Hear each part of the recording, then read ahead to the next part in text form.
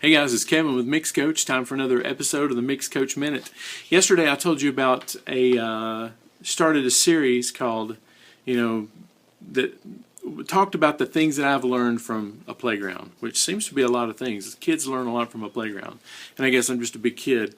But anyway, yesterday we talked about how that learning to mix or learning anything really has to be fun in order to process it and turn it into something that you enjoy and appreciate and get a lot of mileage out of. It kind of almost has to be fun. You have to make it fun somehow.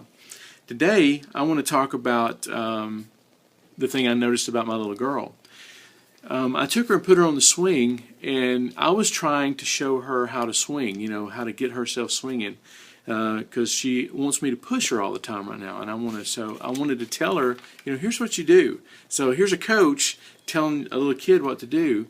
And I noticed that what she was doing more often than not was she was looking to the side at the kid beside her who was swinging.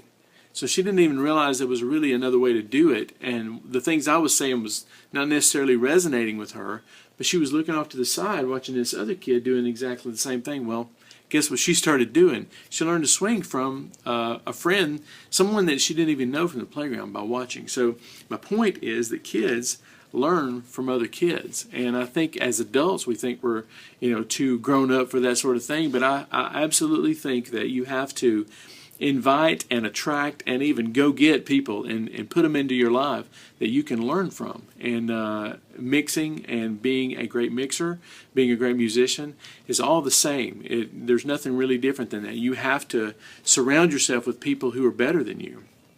As a matter of fact, let me try this quote. It's a quote that I've been tossing around in my head. In order to get better at mixing, you have to A, find clients that demand more, and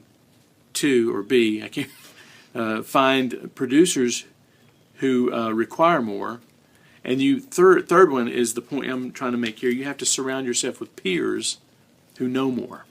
So same thing happens on the playground with kids. They surround themselves with unknowing kids. I'll bet if you put a kid out on a playground by themselves, they wouldn't be nearly as advanced as they would if you put them on a playground full of kids.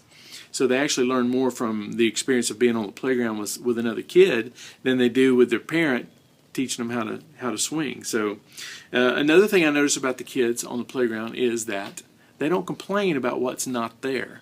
They play with the toys that are there. Now, my little girl, she makes a choice whether to swing or whether to slide, because sometimes there's parks around here that she can either swing or she can slide, and there's one park where she can do both.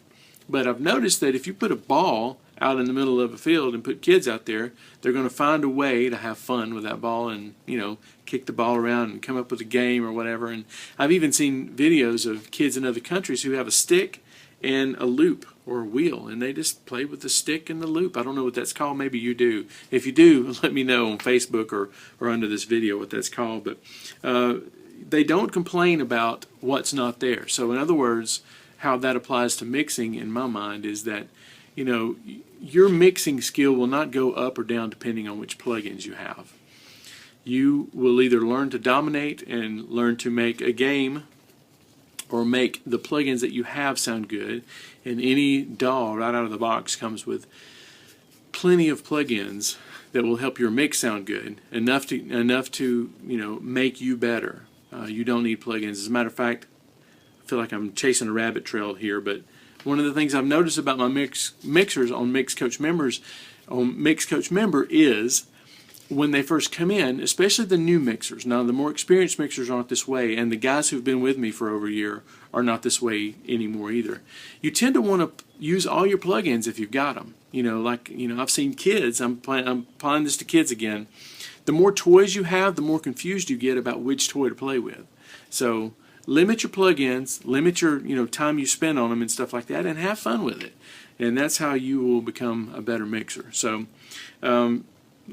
the takeaway is this: whatever you do, surround yourself with mixers. If you're in a local community and you know where you can go and hang out with some guys who can mix well, go hang out with them.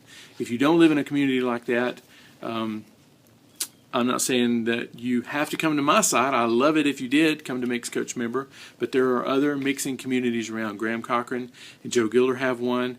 There are several more, but I wanted to give them a shout out because I like those guys. And but I'd love to come see. I'd love for you to come see us at MixCoach Member, because we have several hundred mixers now, and they're all getting better every time. So that was the garage door. So I guess it's time for me to end the video.